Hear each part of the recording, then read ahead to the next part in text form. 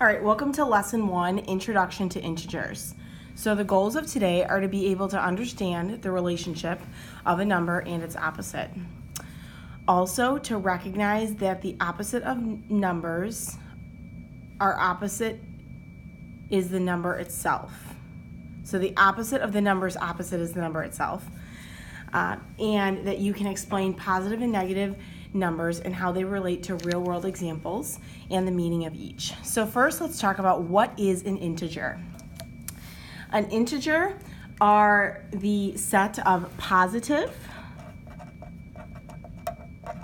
and negative whole numbers along with 0.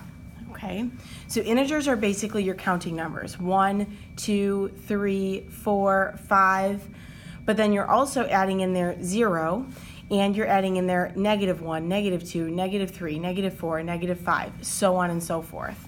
So if we look here, here's a number line going from -6 to 6.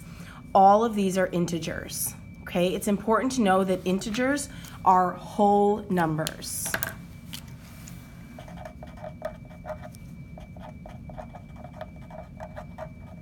So integers cannot be 2.5 or -4.25.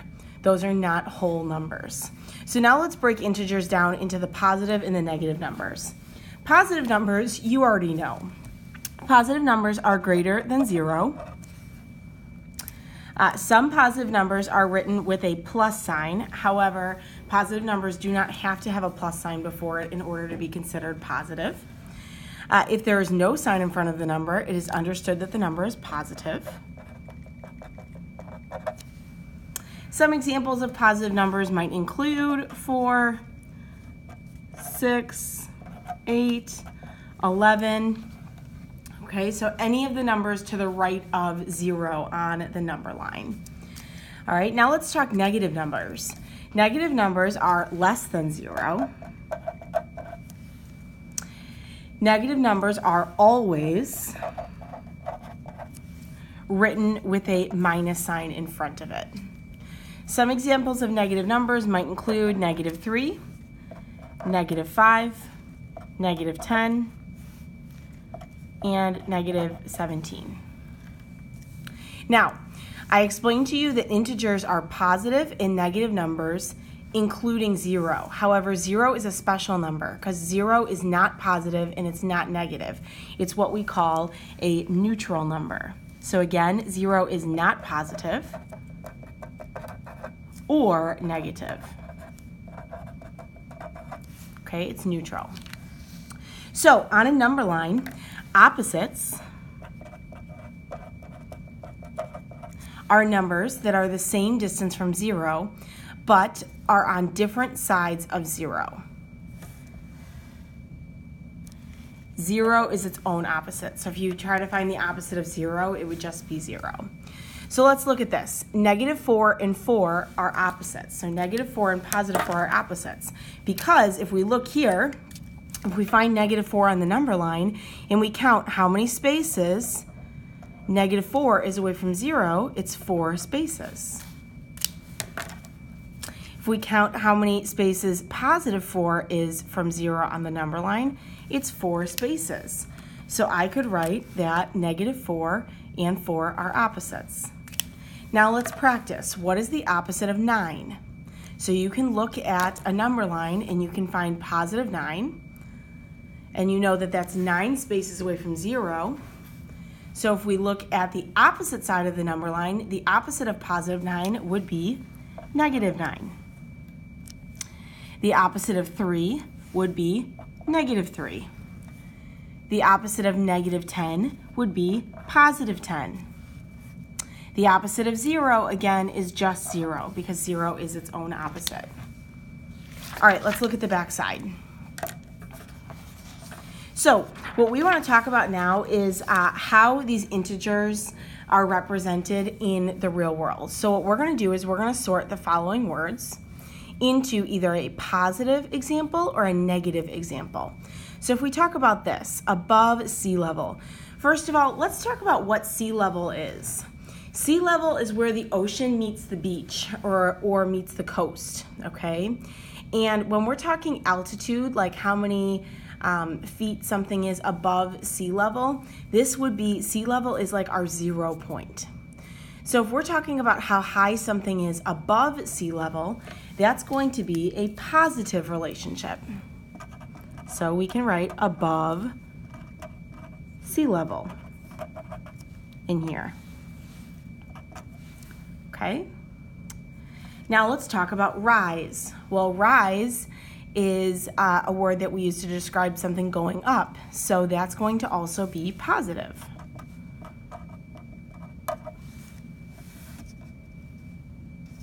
Let's talk about altitude. So again, altitude is something that we can use to describe how tall something is above sea level. So if we're measuring how tall something is, for example, the altitude of Mount Everest, we're measuring how high it is above sea level. So that's going to be positive. Whoops. All right. Now how about below sea level? So you may be learning about trenches and volcanoes either now or very, very soon in your science class, okay, that are below sea level. They're underwater. We can measure how many feet or meters or yards they are below sea level. So that's going to be our negative.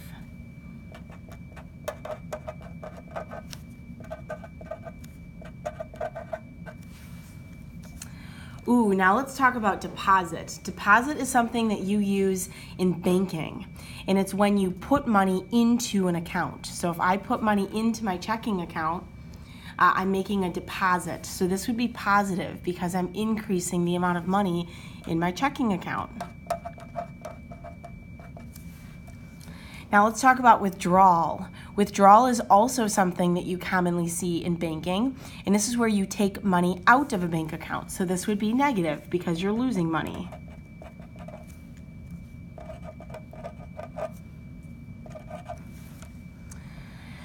If we're talking about falling, that would be a negative. If we're talking about losing something, that would be, or a loss, that would be negative. If we're talking about how deep something is, for instance, how deep the Vernon Hills Aquatic Center pool is, or depth, that could be negative. Whoops, I spelled this wrong. Depth, perfect. And then if we're talking about gaining something, for example, gaining yards on a football field while the Bears are playing on Sunday, that would be a positive relationship. So gain would be under positive. All right, so let's talk about how we would write integers with real world context. Okay, so I'm going to read you a situation and we're going to talk about what integer we could use to represent that and also what 0 would represent in this example. So if we're talking about a gain of 15 yards on the football field, so the Bears are trying to make a down and they move the ball 15 yards. Well, in this case, that's going to be an integer of positive 15, okay? Because they're moving the ball forward 15 yards. They're gaining 15 yards on the field. Now, if we also want to explain what 0 would mean in this situation, well, let's think about this. Is it possible for the Bears to try to move the ball, but get tackled right away and not move the ball? Okay, that would be a representation of 0 in this example. So if we moved, if the Bears gained 0 yards on the football field, that would mean that there was no movement on the field. Let's look at another example. If I went to Home Goods last night and spent $40, okay? Well, if I'm spending $40, I'm losing that money. I'm giving it to the store. So an integer to represent that would be negative 40. And if I wanted to look at what 0 would look like in that situation, let's say I was to go to Home Goods and window shop and not buy anything, then I would not be spending anything. So I'd be spending nothing. Let's be honest though, that never happens. Now let's look at the next example, 20 feet below sea level. So maybe a scuba diver went 20 feet down underwater. we could represent that using the integer negative 20. Okay? And again, a 0 point for sea level would just be sea level, or where the ocean meets the coast. Okay, if I earn $50 babysitting, okay, I'm gaining that money, so my integer would be positive 50. Okay, and an example of where 0 would be in this example is to earn nothing. Now, another time that we see integers all the time, and we see them in the weather now every morning when we check the weather, is the temperature. If it's 5 degrees below 0, that means it's really cold, and we could represent that by negative 5. Okay? Again, an example of where 0 would be in this situation would just be 0 degrees on our thermometer. Okay? What I want you to do now is pause the video, and I want you to try to write your own situation for these integers: negative 20, positive 10, positive 12, negative 100, positive 35. And try to think of examples that we didn't go over here. Try to think of some new examples of where integers would be. All right, so now graphing integers. Write the integer that describes the situation, and then graph the number on the number line.